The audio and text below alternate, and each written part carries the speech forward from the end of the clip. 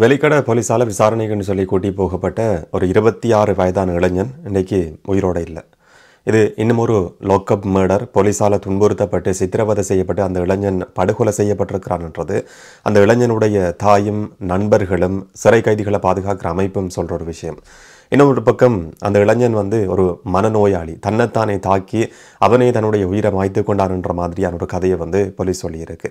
இந்த சம்பவம் இலங்கையில் ஊடகங்களில் நேற்றிலிருந்து இன்றைக்கும் அதிக அளவில் பேசப்பட்டு வருது. அந்த 26 வயது இளைஞனுக்கு என்ன நடந்தது, இந்த சம்பவத்துக்கு பின்னால் சொல்லப்படுற கதைகள் என்னன்றதை பற்றி இந்த காணொலியில் இன்னும் கொஞ்சம் விளக்கமாக தெளிவாக பார்க்கலாம். வணக்கம், நான் கிருஷாந்த் ராஜன். 2 நாட்களுக்கு முதல்ல செவ்வாய்க்கிழமை ஏப்ரல் 1 போலீஸ் அவசர அழைப்பு பிரிவுக்கு ஒரு தொலைபேசி அழைப்பு கிடைக்குது. தங்களுடைய கொழும்பில் இருக்கிற ஒரு வீட்டில் இருந்து இந்த தொலைபேசி அழைப்பு கிடைக்குது. தங்களோட வீட்டுக்குள்ள அத்துமீறி நுழைஞ்சிருக்கிற ஒரு நபர் சம்பந்தமான தொலைபேசி அழைப்பு. அதுக்கு பிறகு அந்த பிரதேசம் அமைஞ்சிருக்கிறது வெளிக்கட போலீஸ் பிரிவுக்குள்ள. வெளிக்கட போலீஸ் நிலையத்துக்கு அந்த தகவல் சொல்லப்படுது. உடனடியாகவே அந்த வீட்டுக்கு வெளிக்கட போலீஸ் நிலையத்தினுடைய அதிகாரிகள் அனுப்பப்படுறாங்க. அங்கே போய் பார்த்ததும் ஒரு இளைஞன் அந்த வீட்டை சேர்ந்தவர்களாலையும் அந்த இடத்துல இருந்தவர்களாலையும் பிடிச்சு வைக்கப்பட்டு சில கதைகள் சொல்லப்பட்டிருந்தது. அதுக்கு பிறகு அந்த இளைஞன் வெளிக்கட போலீஸ் அதிகாரிகள்கிட்ட ஒப்படைக்கப்பட்டிருக்கிறான். அந்த இளைஞன்ட்ட சில கேள்விகளை கேட்டு விசாரணைகளை நடத்துறதுக்கு அந்த வீட்டுக்குள்ளேயே வச்சு சில கேள்விகளை போலீஸ் அதிகாரிகள் அடுத்தடுத்து கேட்டிருந்தாலும் அந்த இளைஞனை எந்த ஒரு பதிலையும் சொல்லவே இல்லை. நான் இதில் சொல்கிற தகவல்கள், இப்போ சொல்கிற தகவல்கள் எல்லாம் போலீஸ் இதுவரைக்கும் கொடுத்திருக்கிற விளக்கம். இதுக்கு பின்னால் வேற கதையும் சொல்லப்படுது. போலீஸினுடைய வேர்ஷன் என்னன்றதை பற்றி முதல்ல பார்க்கலாம். அந்த அடிப்படையில் போலீஸ் அதிகாரிகள் அந்த இடத்துக்கு போய் அந்த இளைஞன்ட்ட கேள்விகளை கேட்குறாங்க, விசாரிக்கிறாங்க. அந்த இளைஞன் எதுவும் சொல்லாமல் இருக்கிறான். குழப்பம் விளைவிக்கிறதுக்கு முயற்சி எடுக்கிறான். ஒரு மனநோயாளி மாதிரி அந்த இளைஞன் செயற்படுறதுக்கு முயற்சி எடுத்ததால வேற வழி இல்லாமல் கட்டுப்படுத்துறதுக்காகவும் விசாரணைக்காகவும் வெளிக்கட போலீஸ் நிலையத்துக்கு அந்த இளைஞனை நாங்கள் கூட்டி போனோம் என்ற மாதிரி ஒரு அறிக்கையை போலீஸ் தலைமையகம் எடுத்திருக்கு. போலீஸ் அதிகாரிகளும் இதோட சம்பந்தப்பட்ட நபர்களும் இதே மாதிரியான கதையை சொல்லியிருக்கிறாங்க. போலீஸ் நிலையத்துக்கு அந்த இளைஞன் கூட்டி போகப்பட்டதும் கூட அங்கேயும் குழப்பத்தை ஏற்படுத்துகிற மாதிரி முயற்சி எடுக்கிறான். அந்த மாதிரி அமைதியற்ற முறையில் செயற்பட்டு தன்னுடைய தலையை தானே சுவர்ல முட்டி தனக்கு தானே காயம் ஏற்படுத்துறதுக்கு அந்த இளைஞன் முயற்சி எடுக்கிறான்.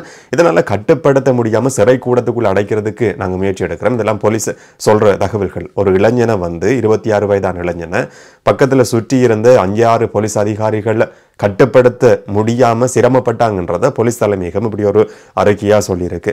இதுக்கு பிறகு சிறை கூடத்துக்குள்ள அந்த இளைஞனை கூட்டி போறதுக்கு முயற்சி எடுத்தாலும் கூட அங்கிருந்த சிறை கூடத்தினுடைய கம்பிலையும் தன்னுடைய தலையில மோதி காயத்தை ஏற்படுத்துறதுக்கு அந்த இளைஞன் முற்படுறான். இதனால வேற வழி கிடையாம பக்கத்தில் இருக்கிற முல்லேரியா வைத்தியசாலையில் அந்த இளைஞனை அனுமதிக்கிறதுக்கு நாங்கள் முயற்சி எடுத்தோம்.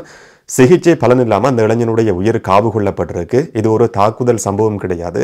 தாக்குதல் நடத்தப்பட்டதுன்றதுக்கான எந்த ஒரு ஆதாரங்களும் சாட்சியமும் கிடையாது. அந்த மாதிரி ஒரு சம்பவம் நடக்கவே இல்லை. இந்த இளைஞன் இந்த மாதிரி கூச்சலோடையும் குழப்பத்தோடையும் செயற்பட்டான். கிட்டத்தட்ட ஒரு மனநோயாளி மாதிரி செயற்பட்டான்னு சொல்லி அந்த அறிக்கையில் சுட்டி காட்டப்பட்டிருக்கு. இந்த சம்பவம் நடந்த சந்தர்ப்பத்தில் அந்த சிறை கூடத்தில் இன்னும் 16 கைதிகள் தடுத்து வைக்கப்பட்டிருந்தாங்களாம். என்ன நடந்ததுன்னு சொல்லி அந்த 16 கைதிகளுக்கும் கூட தெரியும். அவங்களும் ஒரு சாட்சி. இது போலீஸால நடத்தப்பட்ட ஒரு தாக்குதல் சம்பவம் கிடையாது என்ற மாதிரி போலீஸ் ஒரு விளக்கத்தை கொடுத்திருக்கு. இதை பற்றி விசாரிக்கிறதுக்கும் ஒரு குழு நியமிக்கப்படும். அந்த குழுவினுடைய தீர்மானத்துக்கு அமைய அடுத்த கட்ட நடவடிக்கைகள் எடுக்கப்படும் என்ற மாதிரியான ஒரு விளக்கம் கூட கொடுக்கப்பட்டிருக்கு. ஆனால் அந்த இளைஞனை பொறுத்த வரைக்கும் பதுள பிரதேசத்தை சேர்ந்த 25 இல்லாட்டி 26 வயதான ஒரு இளைஞன் நிமேஷ் சொல்லி அவருடைய பேர் ஊடகங்களில் சுட்டி காட்டப்பட்டிருக்கு. அந்த இளைஞனுடைய நண்பரும் இல்லாட்டி குடும்பத்தை சேர்ந்தவர்களும் சொல்ற மாதிரி அவர் ஒரு டிகிரி ஹோல்டர், பட்டப்படிப்பை பூர்த்தி செய்த ஒரு இளைஞன். கொழும்புல இருக்கிற தனியார் வைத்தியசாலையில் லாக்கா ஹாஸ்பிட்டல்ஸில் நோயாளர்களை பார்த்துக்கொள்றதுக்கான ஒரு மருத்துவ உதவியாளர் என்ற மாதிரி, நோயாளர்களை விடுதி உதவியாளர் என்ற மாதிரியான பாடநெறிக்கான பயிற்சிகளை அந்த இளைஞன் பெற்றுக்கொண்டிருக்கிறார். படிப்பில் அதிகமாக ஆர்வம் செலுத்தக்கூடிய ஒரு இளைஞன் என்ற மாதிரி அந்த குடும்பத்தை சேர்ந்தவர்களும் அந்த இளைஞனுடைய நண்பரும் ஊடகங்களுக்கு சொல்லி இருக்கிறதையும் பார்க்க முடியுது. இந்த மாதிரி வைத்தியசாலையில் வேலை செய்கிற ஒரு இளைஞனை போலீஸ் எப்படி ஒரு மனநோயாளி என்று சொல்லி குறிப்பிட முடியும்? வைத்தியசாலையில் எப்படி அப்படியா இருந்தால் ஒரு பயிற்சிக்கான பாடநெறிக்கான அனுமதி கொடுக்கப்பட்டிருக்கும் என்ற கேள்விகள் எல்லாம் முன்வைக்கப்பட்டிருக்கு. இந்த சம்பவம் நடந்த நாளில் ஏப்ரல் 1 26 வயதான இந்த இளைஞனுக்கு அவருடைய நண்பர் ஒருத்தர் ஃபோன் பண்ணுறார். இரவு நேரம் ஒரு 8 மணி மாதிரி ஃபோன் கால் கிடைக்குது. இப்போ மற்ற பக்கம் இருந்து இந்த நிமேஷன் சொல்லப்படுற இளைஞன் ஃபோனை ஆன்சர் பண்ணினாலும் அவரோட குரல் கேட்காம அவர் கதைக்காமல் இருக்கிறார். மற்ற நண்பருக்கு சுற்றி நடக்கிற சம்பவங்கள் மட்டும்தான் சத்தமாக கேட்டுக்கொண்டிருக்கு.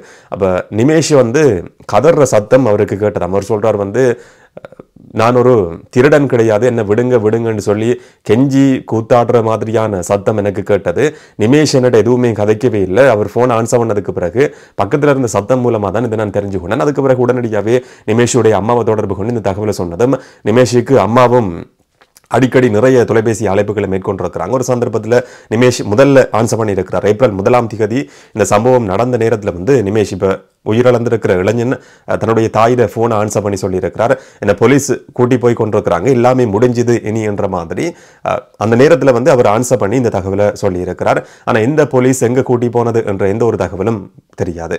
அதுக்கு பிறகு கொழும்புல இருக்கிற வேற சில பிரதேசங்களில் இருக்கிற போலீஸ் நிலையங்களுக்கு, பொரல, நாராயண்பிட்டி இந்த மாதிரியான போலீஸ் நிலையங்களுக்கும் இப்போ உயிரிழந்திருக்கிற நிமேஷினுடைய தாய் என்ன செய்யறாங்கன்னு சொன்னா ஃபோன் பண்ணி கேட்கிறாங்க. இந்த மாதிரி என்னுடைய மகனை போலீஸ் கூட்டி போகுதுன்னு சொல்லி தகவல் கிடைச்சது. முதல்ல கதைக்கு நேரத்தில் அவர் இந்த தகவலை சொல்லி இருந்தார். ஆனால் இந்த போலீஸ் என்று சொல்லி தெரியாது.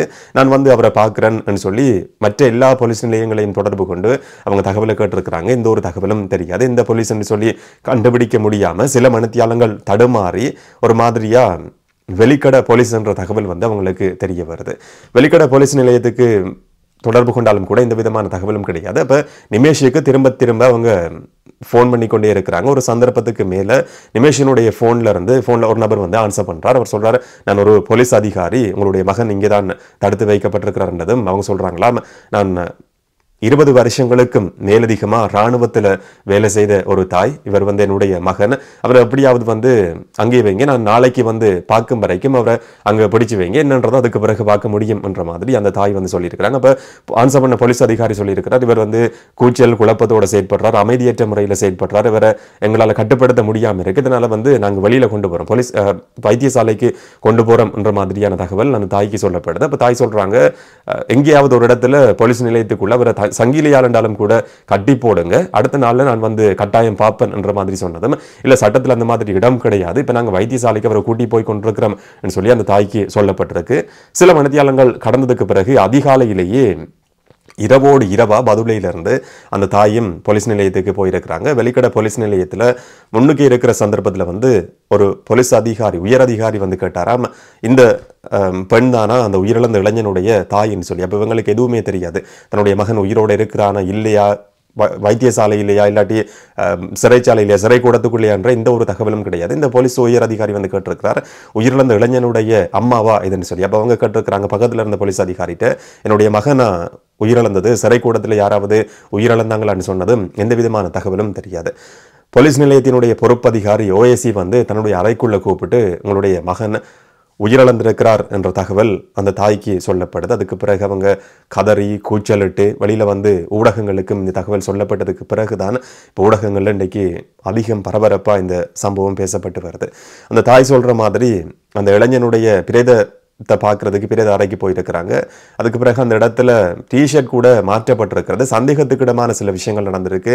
அவருடைய கையடக்க தொலைபேசியை வந்து அடித்து உடைக்கிறதுக்கு, ஆதாரங்களை மறைக்கிறதுக்கு போலீஸ் அதிகாரிகள் முயற்சி எடுத்தாங்கன்ற மாதிரி அந்த இளைஞனுடைய தாய் சொல்றாங்க. வேறொரு டிஷர்ட் போட்டிருந்தார், அங்கே போகிற நேரத்தில் வேறொரு டிஷர்ட் இருந்தது, 2 கலரும் வித்தியாசமானது. இதை பற்றி கேட்ட நேரத்திலையும் எந்த விதமான தகவலும் சொல்லப்படலை. அவருடைய டெனிமை கலட்டி குப்பை கூடைக்குள்ள போலீஸ் அதிகாரிகள் போட்டிருந்தாங்க. ஏனென்று கேட்டதும் அவர் சில நேரம் தூக்கில் தொங்கிடுவார் என்ற பயத்தில் தான் அவரோட டெனிம ட்ரௌசரை கூட நாங்கள் கலட்டணும் என்ற மாதிரியான ஒரு கதையை போலீஸ் அதிகாரிகள் சொன்னாங்க. இந்த மாதிரி போலீஸ் அதிகாரிகளே சித்திரவதை செய்து என்னுடைய மகனை படுகொலை செய்திருக்கிறாங்கன்னு சொல்லி அந்த தாய் கதற காட்சிகள் இன்றைக்கு ஊடகங்களில் வெளிவந்து கொண்டிருக்கு. சிறை கைதிகளை பாதுகாக்கிற அமைப்பும் கூட இதே மாதிரியான ஒரு குற்றச்சாட்டை சுமத்தி இருக்கு. படுகொலை செய்யப்பட்டு, சித்திரவதை செய்யப்பட்டு படுகொலை செய்ததுக்கு பிறகு அந்த ஆதாரங்களை மூடி மறைக்கிறதுக்கு போலீஸ் அதிகாரிகள் முயற்சி எடுத்திருக்கிறாங்க. இதே மாதிரியான ஏராளமான சம்பவங்கள் கடந்த காலத்திலேயும் பதிவாகி இருக்கு. அந்த வரிசையில் இப்போ நடந்திருக்கிற இன்னும் ஒரு லோக்கப் மர்டர் தான் இதுன்ற குற்றச்சாட்டு சிறை கைதிகளை பாதுகாக்கிற அமைப்பாலையும் முன்வைக்கப்பட்டிருக்கு. இதே நேரம் பிரேத பரிசோதனை நடத்தப்பட்டிருக்கு. பிரேத பரிசோதனையிலையும் உறுதியான ஒரு முடிவு கிடையாது. சில காயங்கள் உடம்புல காணப்பட்டது என்றதை பிரேத பரிசோதனை அறிக்கையில் வந்து குறிப்பிட்டு காட்டப்பட்டிருக்கு. அந்த இளைஞன் மது போதையில் இருந்தாரா இல்லாட்டி போதைப் பொருள் பயன்படுத்தினாரான்றதை கண்டுபிடிக்கிறதுக்கான மருத்துவ பரிசோதனையும் அடுத்த கட்டமாக ஆரம்பிக்கப்படும் என்ற தகவலும் ஊடகங்களில் வெளிவந்திருக்கு. ஆனால் அந்த இளைஞனுடைய தாய் சொல்கிற மாதிரி அவர் சாதாரணமாக சிகரெட் கூட பிடிக்க மாட்டார்ன்னு சொல்லி அந்த தாய் வந்து ஊடகங்களுக்கு ஒரு கருத்து சொல்லி இருக்கிறாங்க. இதை பற்றி விசாரிக்கிறதுக்காக ஒரு போலீஸ் குழு நியமிக்கப்படும் என்ற வளமையான அதே விஷயத்தை வந்து போலீஸ் தரப்புல இருந்து சொல்லப்பட்டிருக்கிறதையும் பார்க்க முடியுது. இது தாக்குதல் சம்பவம் கிடையாது, இதுக்கான எந்த விதமான ஆதாரங்களும் கிடையாது. தன்னைத்தானே அந்த இளைஞன் சுவர்ல முட்டி கம்பிகள்ல மோதி தாக்கி உயிரிழந்தார், அவர் ஒரு மனநோயாளி என்ற மாதிரி இந்த ஃபைலை மூடுறதுக்கு போலீஸ் ஒரு பக்கம் முயற்சி எடுக்கிறதையும் பார்க்க முடியுது. ஆனால் விசாரணைகளுக்கு பிறகு என்ன தெரிய வரும் என்றதை நம்ம பொறுத்திருந்து பார்க்கலாம்.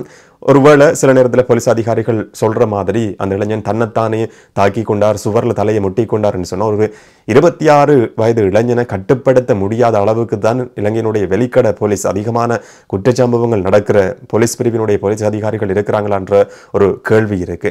அந்த சந்தர்ப்பத்தில் வந்து அந்த இளைஞனை ஏன் கட்டுப்படுத்த முடியாம போயிருந்தது என்றது மிக முக்கியமா பதில் கிடைக்க வேண்டிய ஒரு கேள்வி. சாதாரணமா இந்த மாதிரி கைது செய்யப்பட்ட ஒரு சாமானிய மக்களுக்கு தான் இந்த மாதிரியான சம்பவங்கள் நடக்குது.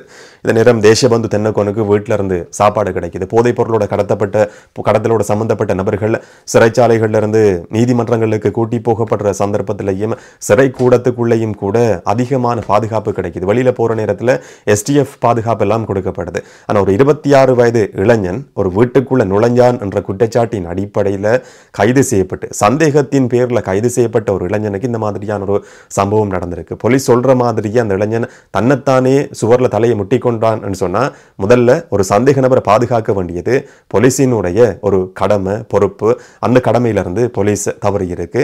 இந்த சிறை கைதிகளை பாதுகாக்கிற அமைப்பு அவருடைய குடும்பத்தை சேர்ந்தவர்கள் குற்றம் சாட்டுற மாதிரி இது ஒரு லோக்கப் மர்டர், இது சித்திரவதை செய்யப்பட்டு நடத்தப்பட்டிருக்கிற படுகொலைன்றதும் இன்னும் ஒரு பக்கம் முன்வைக்கப்படுற குற்றச்சாட்டு. விசாரணைகளினுடைய முடிவில் இந்த ஃபைல் வந்து அப்படியே மூடப்படும், இல்லாட்டி இதோட சம்பந்தப்பட்ட போலீஸ் அதிகாரிகளுக்கு இடமாற்றம் கொடுக்கப்படும், பணி நீக்கம் செய்யப்படலாம். ஆனால் அந்த இளைஞனுடைய உயிர் வந்து திரும்பி வரப்போறது கிடையாது. அந்த தாய்க்கு ஒரு மகன் இனி இதே மாதிரி கிடைக்க போறதும் கிடையாது. இதை பற்றி உங்களுடைய கருத்துக்கள் என்னன்றதை மறக்காம கமெண்ட்ல பதிவு செய்யுங்க. இன்னும் ஒரு காணொளியில் உங்களை நான் சந்திக்கிறேன். வணக்கம்.